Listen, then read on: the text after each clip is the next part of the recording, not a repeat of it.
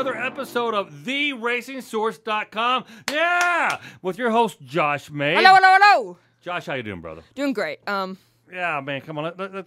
Wow, what a week. Let's just start by saying our thoughts and prayers are to Tony Stewart. Who was the kid who got Kevin killed? Ward Jr.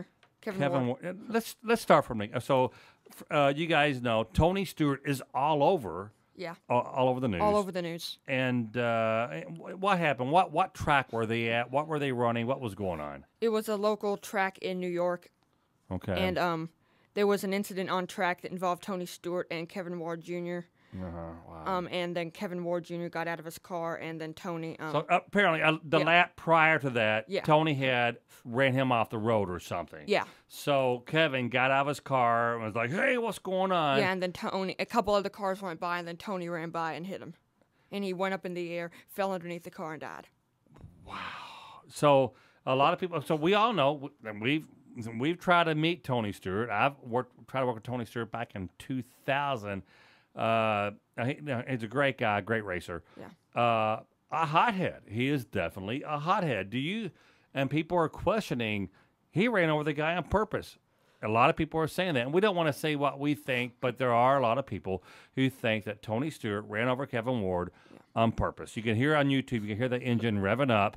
And where's Tony at right now? What's going on with Tony? Well, he obviously withdrawn from the race the day after, and he was initially on the entry list for tomorrow's race until they announced a couple days ago that Jeff Burton would be driving it instead, and that Tony is surrounded by his close family and friends right now, and is in the healing process, and he is dealing with a lot of grief right now. It has to be tough because here's a guy who he prides himself on being this hothead, and you're gonna wreck me. I'm gonna wreck you back.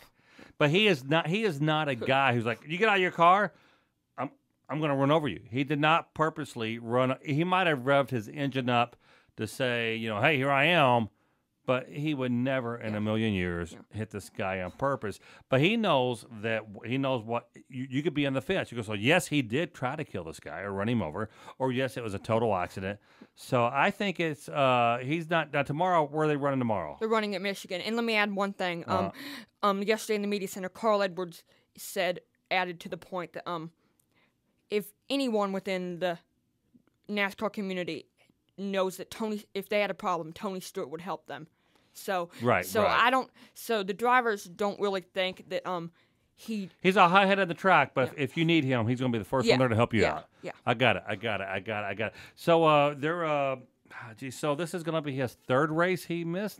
He's not running tomorrow. Where are they running again one more time? Michigan. This is the second race he missed. Is that Brooklyn, Michigan? Yeah. Okay, yeah. All right. So you got a favorite for tomorrow's race. Let's move on. So our thoughts and prayers are with Kevin Ward, with Tony Stewart. It has to be tough, man, and he's doing the right thing. Someone in his camp is saying, hey, do not race. And he's saying, no, hell no, I can't race.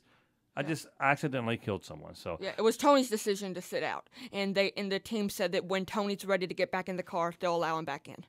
But Tony has a team. How many people are on his team? Danica's on his team? Danica, Kurt Busch, and Kevin Harvick all drive for Tony Stewart. Wow. So, and tomorrow, who's going to ride for Tony? Jeff Burton. He's coming out of retirement. He drove it up until the end of last season, and he's going to drive the 14 tomorrow. Jeff Burton did he ever win a championship? No, but he's won some races before. That's cool. All right. So, A.J. Allmendinger, what's going on with him? He won last week's race at Watkins Glen, and it looks like he's going to be in the chase this year. Wow, his first chase? Yeah, and it's for a single-car team, and for what AJ has gone through the past couple years, it's really big for that organization and AJ. Josh, I don't know if you noticed, but I came home. I've been in Nashville the past few days, so you've been the man of the house. You've been holding on the fort.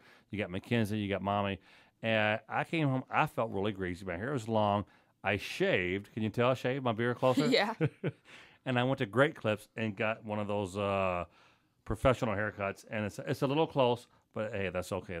So A.J. Allmendinger won last week. Do you have any favorites for this week? Well, I'd say Dale Jr. would be a driver to win this week. Dale Jr. and Greg Biffle would be two cars that I'd say would be good. Jr.'s won a lot at this track, and so is Greg Biffle's. No. So those are the two that I think will win. So Jr. won 2 weeks ago where? At Pocono. And that was his second win at Poconos, third win for the year. Yeah. So back to Tony Stewart. I was in Nashville. I'm doing a show for Brad Paisley and My Country Nation, the Walmart thing, and I got up real early. I'm just watching the CNN and our sports channel, and they had there's a new law now that states if you're in an accident, you can't. Because how many times has Kurt Busch gotten out of his car wanting to throw his helmet at another car? Oh, several times. But there's a new law saying they can't do that now. Yeah, unless the car is on complete fire. You cannot get out of the car unless until a NASCAR official directs you to get out of the car and go toward the ambulance or go toward wherever you need to go. And that is a direct result from this Tony Stewart incident. Yes.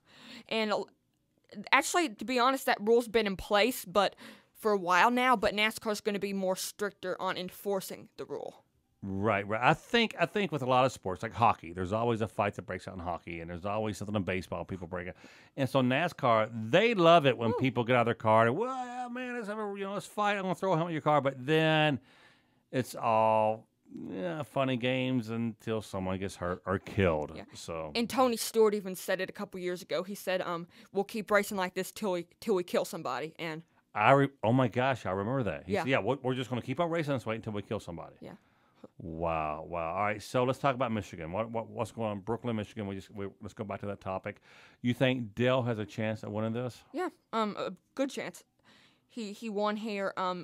It was 2012. He won here. Okay. And he won also in 2008. So. Who's a driver that years and years ago you were 3 years old? I was going to Brooklyn, Michigan to work with a network called FX, FX Network with Kevin Riley. We're doing a show, and it involved us going to some NASCAR races.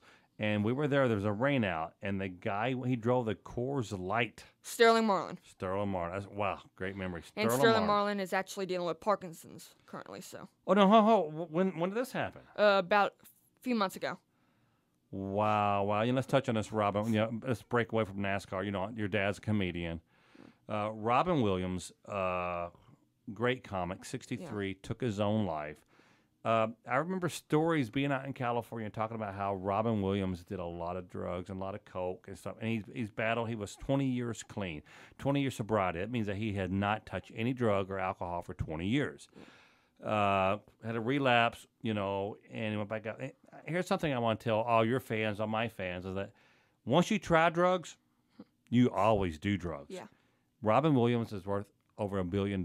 Yeah, it's very unfortunate that he did that. But. Right, but once you do drugs, you get all. When you do drugs, you get all this happiness. Woo! Look how happy I am. But you're borrowing from tomorrow and the next day's happiness. So you get to that next day and you're very depressed and you're dark. Oh my gosh, my life is awful. This is bad, and so you get very, very depressed. So I want to reach out to any of Joshua's friends, my friends. Don't do drugs. Once you do drugs, they'll wrap around you like a monster, and you're hooked. You're hooked, especially meth. Josh, I was in Nashville. I was going to tell you about it. I was in Nashville, but we're shooting the skunk prank. Yeah. Shooting a skunk prank.